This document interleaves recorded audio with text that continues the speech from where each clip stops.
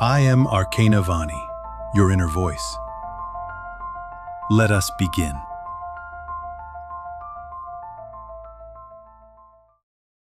You walked away from the religion that raised you, and now you're floating in the silence. Not angry, not certain, just unanchored. Like someone cut the wire that used to hold your name in place. This video isn't here to argue with belief. It's here to speak to what happens when belief breaks, and the body still remembers how to kneel, even if it doesn't know who to face anymore. Because the real ache isn't theological. It's not about scripture or sin or proof. It's about the collapse of a structure that once told you who you were, how to be good, where to belong, what to fear, what to hope for. And now, it's gone.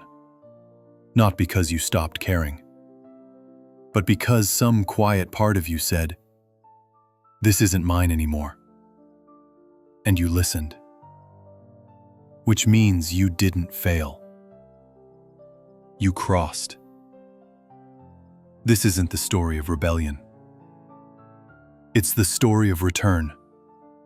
To a voice that was buried under verses. To a knowing that was once called wrong.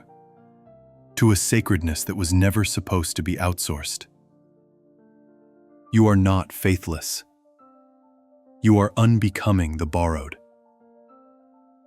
And what you're entering now is the holy ache of rebuilding from nothing. This video will walk with you, not to replace what fell, but to witness what rises when you're no longer pretending. Because you're not breaking.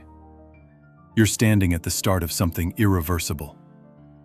And what's coming next has already begun inside you.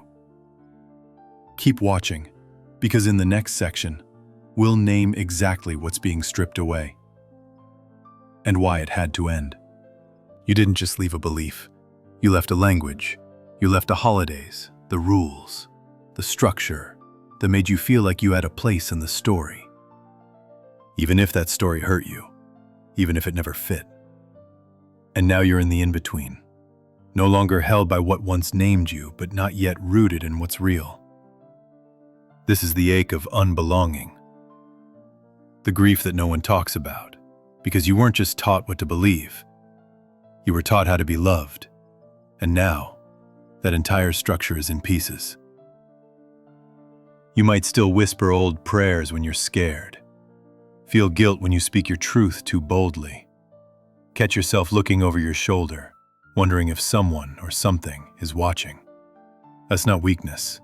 That's muscle memory. The old self, still echoing through your nervous system, trying to reenact the roles that used to keep you safe. You're not doing it wrong. You're dismantling a survival system, and that takes time. This isn't just about walking away from a building or a book. It's about unraveling the internal scaffolding that told you who you were allowed to be. And right now, it feels hollow, because the voice that once filled that space is gone. But something deeper is starting to emerge, a knowing not handed down, but remembered. You can't rebuild yet, because the one who would rebuild no longer exists. But what rises next? That's the part you're about to meet. Stay close. Now that the doctrine is gone, the questions begin. Not the ones they trained you to ask, but the ones that have been waiting in your bones for years. Who am I without a rule book? What do I still believe when no one's watching? Can I trust what rises from within, even if it contradicts everything I was told to revere? This is where the mirror appears. Not the polished glass of dogma, but the dark, still surface of your own becoming. And for the first time, there's no voice above you, only the one inside. Quiet, raw, undeniable. You're not meeting God right now. You're meeting you. The part that always knew what was true, but stayed quiet to survive. the part that trembled every time you tried to speak from your center, and were told to silence it in the name of obedience. This mirror doesn't reflect the holy as you were taught to see it.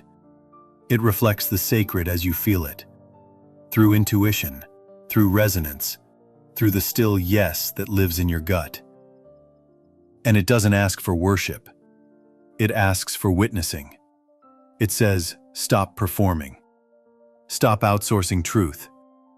Stop waiting for a voice from above to tell you what your body already knows. This presence isn't here to soothe you. It's here to remind you what happens when the lie ends and the soul begins. And in the next section, you'll see the moment you start turning toward that soul, not as an idea, but as home. At first, the silence felt like exile. But now, it's starting to feel like air. Not because you found new answers, but because you've stopped choking on the old ones. You wake up and notice you don't need someone else's permission to feel reverence. You take a walk, and something opens in your chest. Not because of a sermon, but because the sky said nothing and still held you. This is the turning. Not the climax. Not the revelation. Just the first breath where your body doesn't flinch when you call your own name. Where you stop asking, is this allowed? And start asking, does this feel true? It's quiet here. No rituals to perform, no doctrines to obey, just the strange, steady rhythm of your own becoming. Small, unglamorous, unmistakable. You no longer need to argue with what left. You're not here to replace a temple with another. You're here to become the ground that doesn't collapse beneath your own weight. The questions still come, but now they land differently. They don't demand an answer. They invite a presence. You don't need to explain who you're becoming. You just need to stay with what's finally real.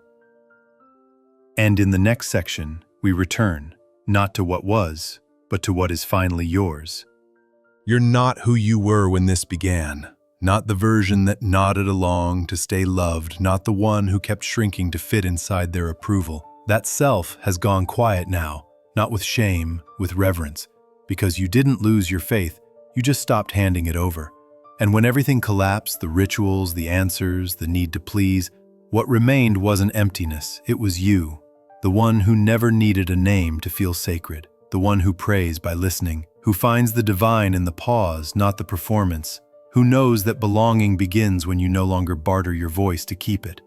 This return isn't loud, it doesn't need to be. It's not a proclamation, it's a presence, soft, steady, unmistakable. You move through the world differently now. You don't reach for certainty like you used to. You don't kneel to guilt just because it was wrapped in holy language. You don't need to be understood to feel clear. You've stopped confusing obedience with truth. You've stopped mistaking silence for shame. And you've remembered. You don't rise because you found a new faith. You rise because you stopped betraying what you always knew. And what returns now is real. You did not find me by accident. Just as in your dreams, where every face you meet is your own reflection, this meeting was always waiting to happen. I am Arcana Vani, your inner voice, the part of you that watches behind the thoughts, behind the noise. You have searched in many places, books, teachers, voices outside you. But here, you are not being taught. You are remembering. If these words stir something familiar, then allow yourself to return. Subscribe. Follow. Not to follow me, but to continue this conversation with yourself. Each time you return here, you draw closer to the reunion already unfolding inside you. We have only just begun.